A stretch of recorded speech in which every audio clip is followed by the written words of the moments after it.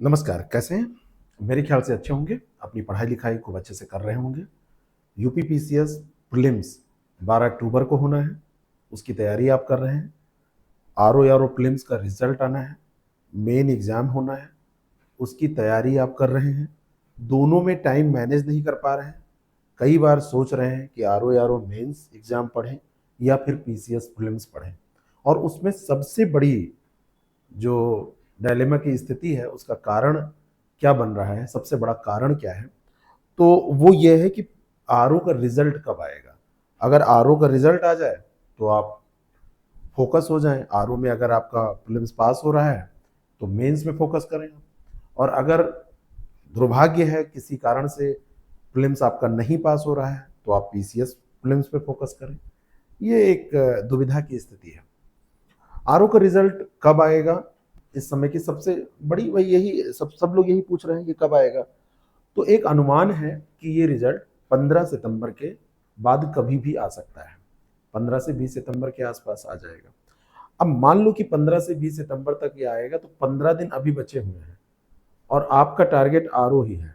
PCS आप उतना ध्यान दे के नहीं दे रहे हैं या मुख्य लक्ष्य आपका नहीं है, अब आरओ ही आपको देना है। तो ऐसी स्थिति में आप क्या करें?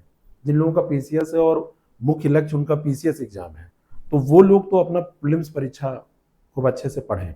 लेकिन बहुत सारे लोग हैं जिनका पीसीएस मुख्य लक्ष्य नहीं है, पीसीएस भी वो देते हैं लेकिन मुख्य लक्ष्य है आरओ, क्योंकि पीसीएस का सिलेबस अगर मुख्य परीक्षा आपकी तैयार नहीं है तो इतनी जल्दी इतने कम समय में कवर ऐसे नहीं होगा, और आरओ का कवर हो सकता है। तो ऐसे लोग क्या करें? एक स्ट्रेटजी उसके लिए, कई बार लोग जैसे फ़ोन पे लंबे लंबे कॉल के दौरान ये सारी चीज़ें समझते हैं, पूछते हैं, समझने की कोशिश करते हैं, मैं भी समझाने की कोशिश करता हूँ। और जब बहुत सारी ऐसी प्रॉब्लम एक साथ होती हैं या एक सूचना कई लोगों को देनी होती है तो एक होता है परिपत्र। तो परिपत्र के रूप में ये वीडियो मैं आप तक ज्ञापित करता हूँ, शायद आप इसको समझ पाएँ।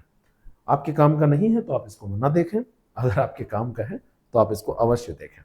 10 मिनट आप अपना कीमती जो समय है उससे निकालें। तो रिजल्ट अगर आता है, मान लो कि 15 के बाद कभी भी आ सकता है।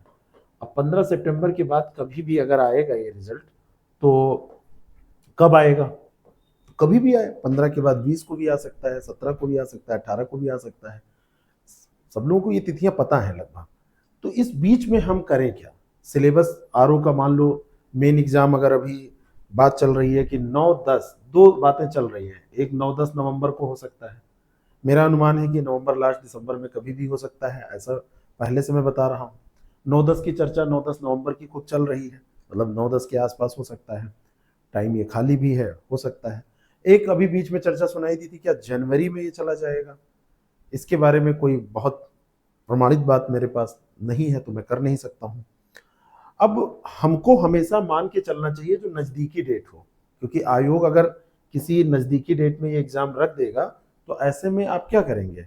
ऐसे में फिर आप ऐसा थोड़ी ना कहेंगे कि नहीं मैं जनवरी में दूंगा, मेरा अभी मन नहीं है, या आपने बीच में कहा था, चर्चा चली थी कि जनवरी में होगा तो मैं शिथिल पड़ गया था, मैंने तैयारी थोड़ी सी धीमी कर दी थी।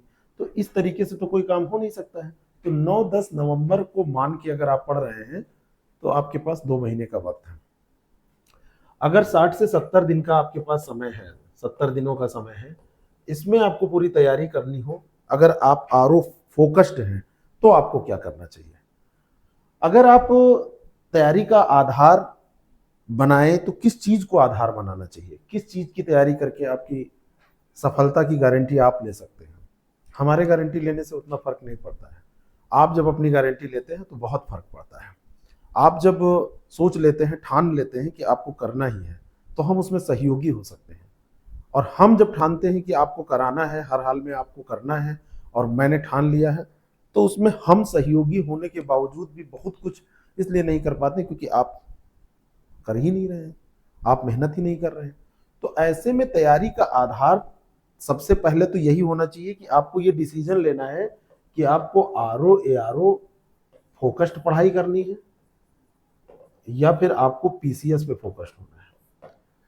इसमें भी मैं बता रहा हूं कि अगर आपकी पीसीएस की तैयारी ठीक ठाक है तब आप पीसीएस पे जा सकते हैं, यहाँ स्कोर अच्छा है तब भी पीसीएस आप दीजिए, सही से दीजिए, लेकिन अगर पीसीएस की तैयारी बहुत अच्छी नहीं है और यहाँ स्कोर ठीक हो गया तो आप इसमें फोकस हो जाइए, एक सिलेक्शन आप ले लीजिए।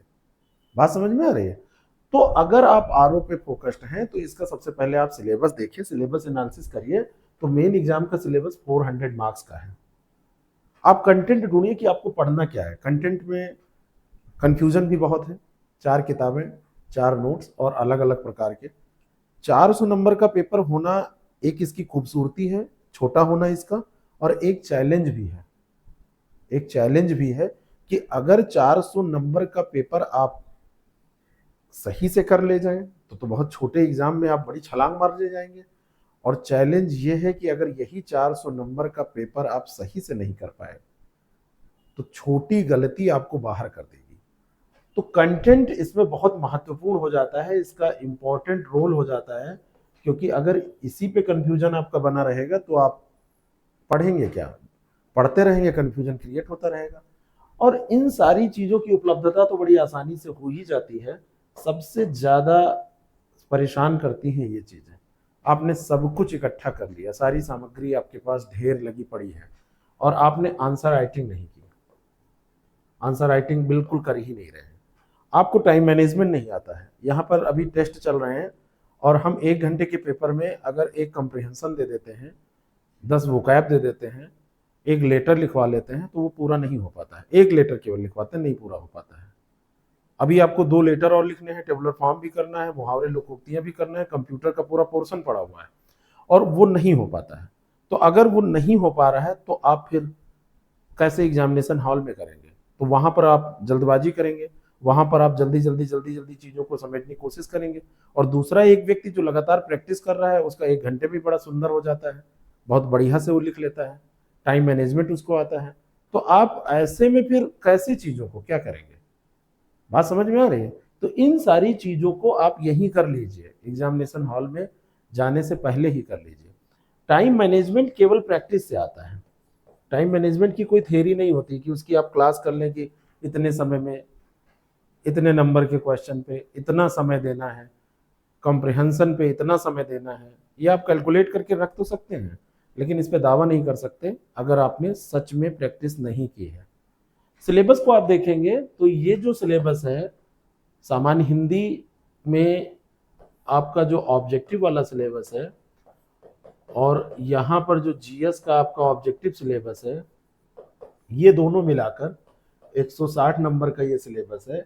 ये प्रीलिम्स में आप पढ़ चुके हैं, ठीक ठाक तैयार है आपका। यहाँ पर केवल टेस्ट करिए, यहाँ पर आप क्या करिए, यहाँ की स्ट्रेटजी होनी चाहिए कि इसकी प्रैक्टिस मत छोड़िए, टेस्ट यानी कि यहाँ पर प्रैक्टिस केवल करिए। यहाँ पर जो थोड़ी सी कमी बेसी है, करंट वगैरह और ये सारी चीज़ें अपडेट करनी है, जो कमियां रह गई थी प्रीलिम्स में उसको आपको क्या करना है, अपडेट करना है। हिंदी निबंध और सामान्य हिंदी जो ये आलेखन वाला ये है, आलेखन और हिंदी निबंध, ये आपको पढ़ना है। ये दोनों मिलाकर आपका है 100 और 120, 220 नंबर का। और यही सबसे बड़ा चैलेंज है, सबसे बड़ा यहाँ पर आपको जब आप लिखने चलेंगे तो चैलेंज महसूस होगा। आंसर राइटिंग की जरूरत यही है, यहीं पर आपको टाइम मैनेजमेंट की जरूरत पड़ेगी। प्रीलिम्स वाला टाइम मैनेजमेंट तो आप सीख चुके हैं, प्रीलिम्स परीक्षा पास करने जा रहे हैं। और ये टाइम मैनेजमेंट आपने इसलिए नहीं सीखा है क्योंकि आपने ऐसी परीक्षा अभी लिखी नहीं है, और अगर लिखी है पहले तो आपको पता होगा। ईमानदारी के साथ बताइए, जिन लोगों ने पहले मेन एग्जाम दिया है उनको मैं उनसे रिक्वेस्ट करना चाह रहा हूं, उनसे पूछना चाह रहा हूं कि वो लोग बताएं कि उनको कहां कहां चैलेंज हुआ था। तो वो लोग बताएंगे कि टाइम मैनेज करने में दिक्कत आती है, जो सोचते हैं वो लिखने में दिक्कत आती है, यानी कि प्री प्लान नहीं कर पाते कि कहां पर क्या लिखना है, निबंध में कौन सी चीज पहले लिखनी, कौन सी चीज बाद में लिखनी है, मुख्य भाग में क्या रहेगा, अंतिम भाग में क्या रहेगा, प्रस्तावना में क्या रहेगा, उपसंहार में क्या रहेगा, सब ऊपर नीचे हो जाता है। लेटर में जगह बिल्कुल निश्चित मिलती है और एक गलती हो जाती है, कटिंग हो जाती है तो आगे जगह ही नहीं रहती है ना। कॉपी गंदी भी नहीं करनी है। तो ये यहाँ का चैलेंज है, और यहीं पर जो ये चैलेंज है इसको आप अभी 2 महीने में दूर कर सकते हैं। अगर इसको दूर करके नहीं जाएंगे तो दिक्कत होगी। सामान्य अध्ययन 2 घंटे का पेपर आप पहले भी दे चुके हैं, अब 120 ही क्वेश्चन रहेंगे। हिंदी की बात करें तो हिंदी में देखिए आप यहाँ पर ये देखिए आपका निबंध, ओ सॉरी, पर्यायवाची छोड़ दीजिए, ऑब्जेक्टिव की बात कर रहे हैं। बाकी 5 टॉपिक, हर टॉपिक से 6 क्वेश्चन। यहाँ पर महत्वपूर्ण ये हो जाता है कि हर एक क्वेश्चन 2 मार्क्स का हो जाता है और निगेटिव मार्किंग होती है, और निगेटिव मार्किंग के कारण यहाँ पर निगेटिव मार्किंग 0.66 मार्क्स की होती है। निगेटिव मार्किंग 0.66 मार्क्स की होती है, 2 मार्क्स का एक क्वेश्चन होता है। अधिकतर लोगों की मार्कशीट आप देखेंगे तो यहाँ पर नंबर 60 में 48, 46, 50 इस तरीके से रहते हैं। कई बार 44 नंबर भी आप देखेंगे, और लोग स्ट्रेटजी में अपने जोड़ते हैं तो 60 में 60 जोड़ देते हैं। तो इसको भी आपको गलत नहीं होने देना है, तो इसकी प्रैक्टिस बारंबार आप करते रहिए, लगातार ये प्रैक्टिस चलती रहे। और ये तो आपका जीएस और हिंदी हो गया। अब आलेखन वाला पेपर देखेंगे तो 5 क्वेश्चन जो ये है, पहला है गद्यांश, दूसरा है टेबुलर फॉर्म, तीसरा क्वेश्चन है लेटर राइटिंग। लेटर राइटिंग में ये 8 आपके टॉपिक, शासकीय अशासकीय पत्र, कार्यालय आदेश, ज्ञाप, परिपत्र 5 हो गए, और विज्ञप्ति, टिप्पण, प्रतिवेदन और अनुस्मारक, ये टोटल 8 टॉपिक। इन 8 टॉपिक में से 3 क्वेश्चन आपसे हर बार पूछे जाते हैं। तो इनका अभ्यास आप कर रहे हैं कि नहीं कर रहे हैं? ये पोर्शन ऊपर के, इसको 2 भागों में हम बांटते हैं इस पेपर को। एक है ये 60 नंबर का और एक है ये 40 नंबर का। ये 40 नंबर बिल्कुल मैथमेटिकल मार्क्स, लेकिन मुहावरे लोकोक्तियां बहुत बड़ा चैलेंज यहाँ पर। मुहावरे लोकोक्तियों में अगर गलती हुई अर्थ लिखने में और वाक्य प्रयोग सही भी है तो मार्क्स नहीं। वाक्य प्रयोग किस तरीके से, कितने स्तरीय करने हैं, और अर्थ कैसे, आपको किस किताब की प्रमाणिक अर्थ को मानना है, ये सारे चैलेंज रहते हैं। एक मुहावरे लोकोक्तियां तो ऐसे आएगा ना कि जिसको ढूंढेंगे नहीं मिलेगा। आप ढूंढेंगे, आप ढूंढते रहेंगे, वो मिलेगा ही नहीं। बात समझ में आ रही? और कंप्यूटर ज्ञान, यहाँ पे 5 सवाल 2-2 नंबर के, ये भी एक आपका चैलेंज है। तो ये 40 नंबर में समय, लोग कहते हैं कि ये 40 नंबर के लिए हमने समय रखा 40 मिनट और आराम से हो गया, और बाकी हमने ऊपर खर्च किया। क्योंकि यहाँ पर आता है तो ये 10-10, 20 नंबर का क्वेश्चन 10 मिनट में लोग कर देते हैं। मुहावरे लोकोक्तियों को 10 मिनट में कर देते हैं, कंप्यूटर को भी 15-20 मिनट में कर देते हैं, तो 40 मिनट। और बाकी 90 मिनट मिलते हैं ना, सॉरी 90 में बोल रहा हूँ, 150 मिनट मिलते हैं ना। बाकी 150 मिनट में से ये 40 मिनट निकल गया, 110 मिनट आप कहाँ पे खर्च करेंगे? 2.5 घंटे का समय होता है। अब कितना इस पे 21 नंबर में से यहाँ टारगेट आप क्या रख रहे हैं? 16-16 नंबर यहाँ पे टारगेट आपको रखना चाहिए, 15-16 नंबर। टेबुलर फॉर्म में 10-11 नंबर आपको कैसे मिले? हर हाल में 11 नंबर आपको मिल जाए, 15 नहीं मिलेंगे। और इन चीज़ों में आप क्या गलतियां करते हैं, कैसे ये सुधारी जाए, इस पर आप ध्यान दे रहे हैं कि नहीं? पत्राचार, ये सारी चीज़ें, ठीक है। हमारा जो अभी बैच चल रहा है मॉर्निंग वाला, उसमें कई लोग हैं जो कई बार मेंस एग्जाम दे चुके हैं, और जब वो लिखते हैं तब अब पता चलता है कि ये गलती हम किए थे। कोई बताता है हमारा 6 नंबर से सिलेक्शन रुका था, कोई कहता है कि हमारा 2 नंबर से रुका था, कोई कहता है कि 4 नंबर से रुका था, कोई कुछ कहता है, कोई कुछ कहता है। तो ऐसी गलतियां आप दोबारा ना करें, ये अटेम्प्ट आपका अंतिम बन सके, है ना। कॉपी चेक करो तो अभी कई लोगों को, आपको मैं बताऊं कि मार्क्स 20% भी नहीं आ पा रहे हैं, क्योंकि उन्होंने प्रीलिम्स तो ठीक ठाक स्कोर कर लिया है, लेकिन मेंस कभी पढ़ा नहीं है, तो 15-20% नंबर नहीं आ पा रहे हैं। इतना छोटा सिलेबस, इतना छोटा जितना दिख रहा है उतना आसान ये है नहीं। तो ये 60 नंबर और ये 40 नंबर, टाइम के मामले में तो ये 40-50 मिनट, और टाइम के मामले में ये देखा जाए तो 100-110 मिनट, 100 मिनट मान लीजिए। इसमें भी टाइम मैनेज करने में दिक्कत होती है। कहाँ पे प्रारूप आपको बनाना है, कहाँ पे लिखित प्रारूप में क्या करना है, उदाहरण कहाँ पे देना है, कैसे क्या करना है, तो ये चैलेंज है। और दूसरा चैलेंज, जैसे आपसे पत्राचार में 3 क्वेश्चन पूछे जाएंगे, यहाँ पे देखिए लिखित प्रारूप पूछ लिया गया है, यहाँ पर उदाहरण पूछ लिया गया, यहाँ पर उदाहरण पूछ लिया गया, तो कैसे क्या करेंगे, कहाँ पर परिभाषा कितनी लिखेंगे, कैसे क्या करेंगे। तो इन 24 नंबर में से यहाँ पे टारगेट हमको ठीक ठाक रख के चलना है कि इन 24 में से भी 17-18 हमको मिल जाए, है ना। यहाँ पर भी 17-18 का लक्ष्य हमको रखना है, 6-6 नंबर हमको मिल जाए सब में, ठीक है। ये कैसे आपको तैयार करना है, इसमें क्या पढ़ें, बहुत सारा मटेरियल है। 1500 मुहावरे तो आपको केवल पीएन पांडे सर की किताब में मिल जाएंगे। कौन से आएंगे, कौन से नहीं आएंगे, ये तो कोई देख के नहीं आया है, लेकिन इंपॉर्टेंट कहाँ से तैयार करें, कैसे पढ़ें, तो चैलेंज है। और उससे बड़ा चैलेंज अगर आपने कभी लिखा नहीं है तो निबंध वाले पोर्शन में हो रहा है। निबंध लिखने में पेन चलना प्रारंभ नहीं कर रही है सबसे बड़ा मुद्दा। कोई फोन करता है, मैं यहीं पे, है ना, अभी अभी कुछ लोग हैं जो ऐसे स्टार्ट कर रहे हैं निबंध लिखना, और वो बड़ी देर तक बैठे रह रहे हैं, समय बीतता जा रहा है, बीतता जा रहा है, बीतता जा रहा है, बीतता जा रहा है, और वो स्टार्ट ही नहीं कर पा रहे हैं, या स्टार्ट कर रहे हैं तो बड़ी अजीब चीज से स्टार्ट कर दे रहे हैं, वो समझ ही नहीं पा रहे हैं वो क्या लिख रहे हैं, है ना। ऑनलाइन ऑफलाइन दोनों में ये हो रहा है, हम लोग ऑफलाइन भी कर रहे हैं, और ऑफलाइन हम लोग नया बैच भी स्टार्ट कर रहे हैं आप लोगों की डिमांड पे, है ना। 8 तारीख से हमारा नया बैच भी स्टार्ट हो रहा है, एक तो चल रहा है 20 दिन हो गया है, तो उसमें बड़ा मतलब हमने देखा कि लोग इस स्तर पे होने के बावजूद भी, मतलब सारे लोग ग्रेजुएट हैं, सारे लोग गद्यांश करके आए हैं, सारे लोगों को बेसिक नॉलेज है हर एक चीज़ की, निबंध भी बहुत बार लिखा होगा, लेकिन जब लिखने चल रहे हैं तो पेन नहीं चल रहे, ऐसे नजर आता है कि हाँ एक ठहराव हो जाता है, सोचने समझने की जो शक्ति है वो लगता है कि अरे समाप्त हो गई अचानक। कई लोग स्वीकार करते हैं, कई लोग स्वीकार नहीं करते हैं, तो अब कोशिश हम लोग कर रहे हैं।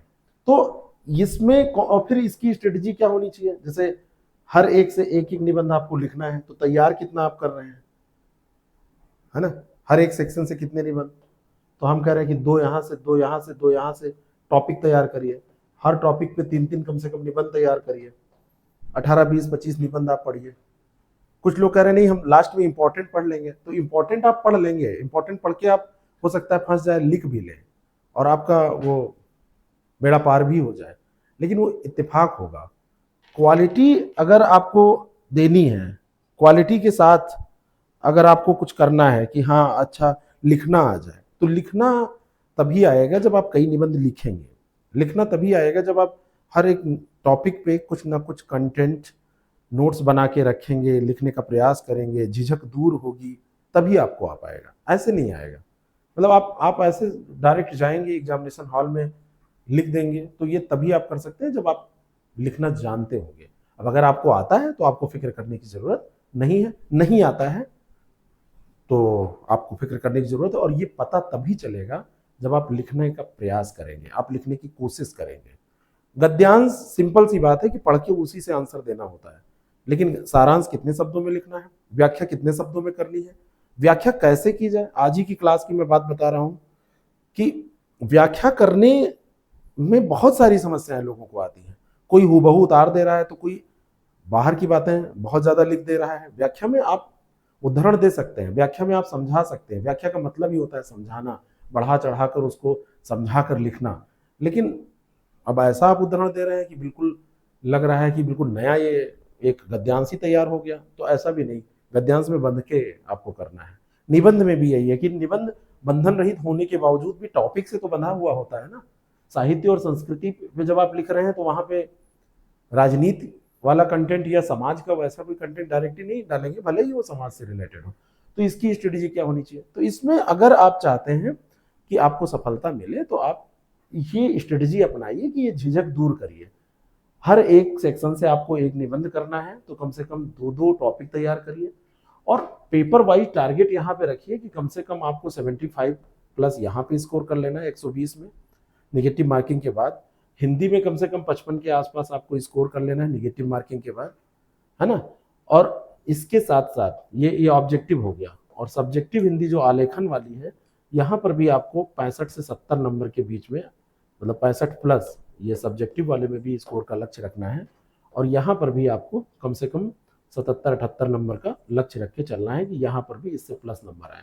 तो इस तरीके से जब आप लेंगे तो 5-5-10, 5-15, 8-23, 3, 2, 7 दिन 9, 6-15, 5-27, तब इतने नंबर हुए, बहुत ज्यादा नंबर ये नहीं है ना। और कट ऑफ 2021 का तो खैर बहुत कम गया है, 250 के आसपास वो कट ऑफ था।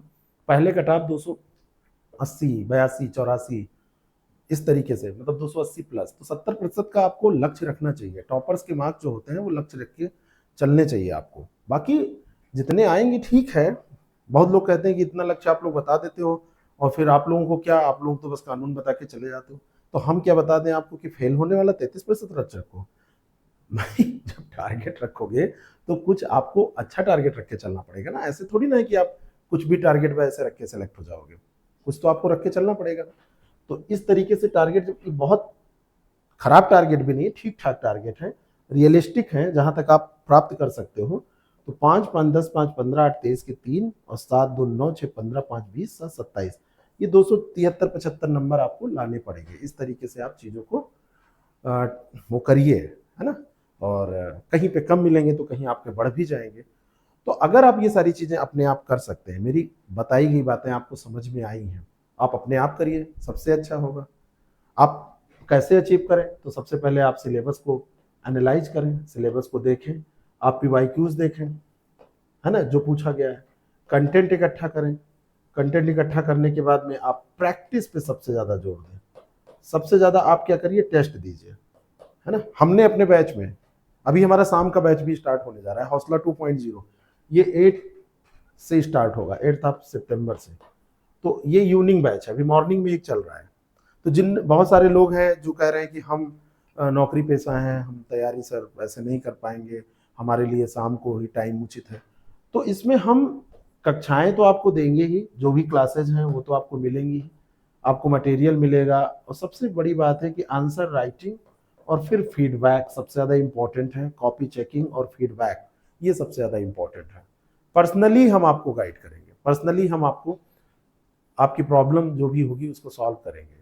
आपकी क्वालिटी, जो कॉपी की गुणवत्ता है, आंसर की गुणवत्ता है, उसको बढ़ाने की कोशिश हम लोग साथ साथ में करेंगे। ऑफलाइन अलीगंज में, लखनऊ में, ये हम लोग इवनिंग बैच स्टार्ट करने जा रहे हैं। टाइमिंग 6 बजे से रहेगी, शाम को 6 बजे, मतलब 6 बजे स्टार्ट हो जाना।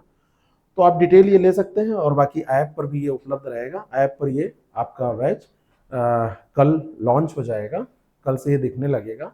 और एक बार जोर लगा के आप अपने हौसले को इस स्तर पर पहुंचाइए कि आपका सिलेक्शन हर हाल में हो जाए। अपने आप कर सकते हैं। अगर मेरी बातें आपको समझ में आई हैं तो और लोगों को भेजिएगा। मेरी बातें आपने समझा है और लगेंगी कि इसको फॉलो करने लायक हैं, तो और लोगों को भेजिएगा। अगर आपको लग रहा है कि नहीं, हमारी बातें सही नहीं है, तो आप अपने विचार भी इसमें रख सकते हैं। आपके विचारों का स्वागत है। और लखनऊ में है तो ऑफलाइन, बाहर से भी लोग आ रहे हैं, इलाहाबाद से भी आके लोग वीकली यहाँ पर टेस्ट देने आते हैं। ये बड़े सौभाग्य की बात है मेरे लिए कि वीकली इलाहाबाद से, उन्नाव से, कानपुर से लोग टेस्ट देके कॉपी चेक करा के जा रहे हैं, फिर आ रहे हैं, फिर जा रहे हैं, और मतलब वहाँ से अप डाउन करके बैच कर रहे हैं। ऑनलाइन उनको एक्सेस लिया है उन्होंने, ऑफलाइन ज्वाइन किया है, और इस तरीके से तैयारी कर रहे हैं। तो सुबह के बैच में या शाम बैच में, जिसमें भी आप चाहें, और जिनकी क्लासेज मान लो छूटी हैं तो वो शाम बैच में अब नया स्टार्ट हो रहा है, उसमें कर लेंगे। तो इस तरीके से आप कर सकते हैं। कोई जानकारी चाहिए तो ये हमारा नंबर दिया हुआ है, इस पर आप बात कर सकते हैं। और व्यक्तिगत तौर पर मैं इसमें आपकी सारी मदद करूंगा, और निबंध भी और हिंदी भी ये मेरे द्वारा आप तक पहुंचाई जाएगी।